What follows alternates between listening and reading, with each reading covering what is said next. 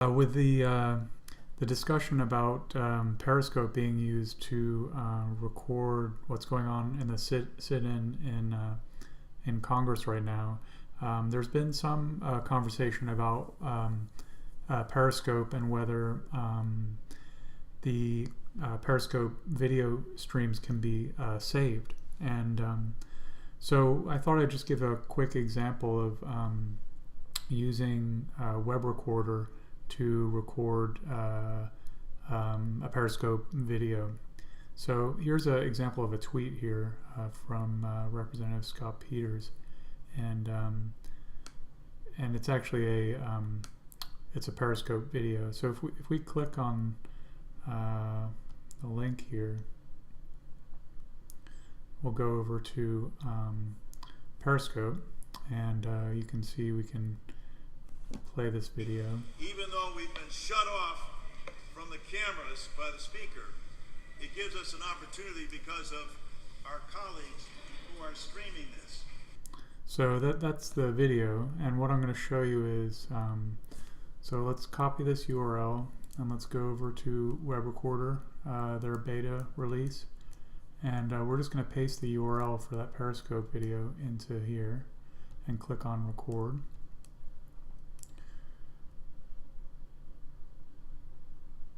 And you'll see that we now see part of the screen is the Periscope view, and then at the top here you see a little console for WebRecorder. And I'm just going to hit play.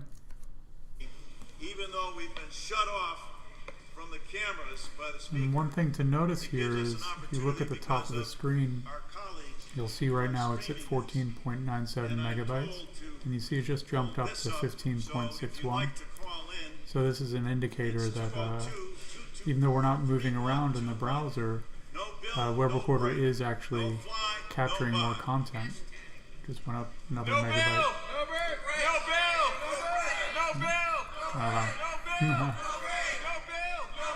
So let's actually pause this,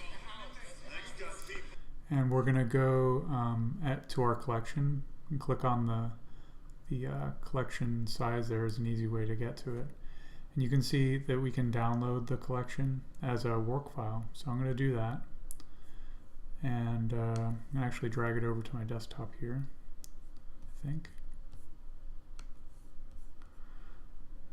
Right, and what I'm going to also show you is, okay, well, you know, I've captured that content in theory, but it's and I've downloaded it, so now it's mine, but it's in this web archiving format. And so, you know, what do you do with that? Well, one of the things you can do with it, I mean, there are theoretically lots of things, but like, imagine you want to play it back. That's the most basic kind of use that you might want to put the work file to. And the creator of WebRecorder, Ilya Kramer, he's also created a tool called Web Archive Player, and if you Google for Web Archive Player, you'll come to this page on GitHub.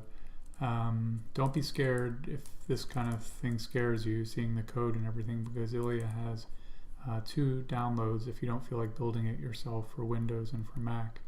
So you can download that. I'm on a Mac, so I'm going to download the Mac version. It's still coming down. Okay, should be there.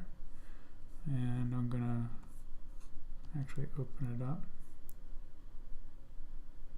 And the way that Web Archive Player works is when you run it, it basically opens a little window saying where is the work file that you want to view. So let's do that. It's the first time I've opened it, so it's OS X is kind of giving me a little bit of, are you sure you want to open this? And you'll see that when you start it, it basically brings up a Finder menu asking you for where the work file is. And I put it on my desktop, so I'll wander over there. Now, before I actually select it, I want to prove to you that that this really is all content that's saved in the file. So I'm actually going to turn off my Wi-Fi connection here, and you know, if I go over to like the New York Times or something right now, you'll see that I don't have an internet connection. So let's go back here, and we're going to select the work file that's on the desktop. And what it'll do is, do you want application? Okay.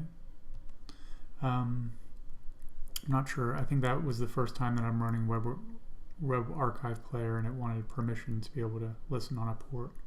Because you'll see how this works is, so you get a very kind of generic looking page. It lists the URLs that have been saved, and you'll see the Periscope URL here, and you can actually click on it, and you'll go to a view of the page with a little sort of banner across the top saying when it was archived, and you'll see it here that the URL here is actually a localhost URL, so it's actually Web Archive Player is a little web server that runs on your machine, and it reads the work file for content to display, and I can hit play. Even though we've been shut off, and we hear the same content, right? Get the video, and you'll see the Wi-Fi is off, so this is all content that is just coming right out of this file, which is kind of cool. Now if we, well yeah, I mean that's the majority of what I wanted to show. And I guess one thing that is worth noting is that if you take that Periscope URL, let me go back online here. Oh, let's see if I can get on the right network here.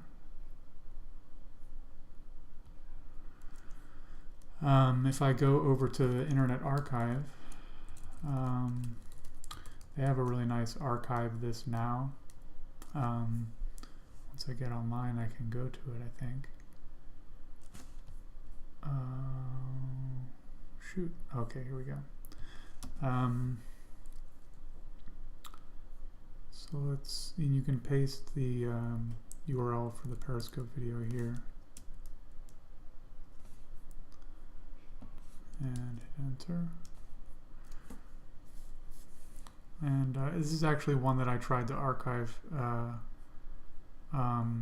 few minutes ago. And unfortunately, if you look at it, here it is.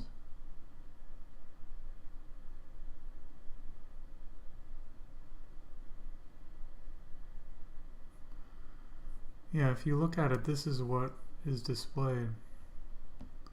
And I'm not sure quite what's going on here, but I think this is an area where WebRecorder, because it leverages the browser so much and the user sort of driving the archiving, it's an area where WebRecorder is kind of, it's very specialized for this kind of archiving work on the web. I'm sure that probably this could be fixed at Internet Archive, but at the moment it doesn't look like the content is either being saved or perhaps not played back properly. Anyway, yeah, it's just a little example of using WebRecorder and for this live streaming video.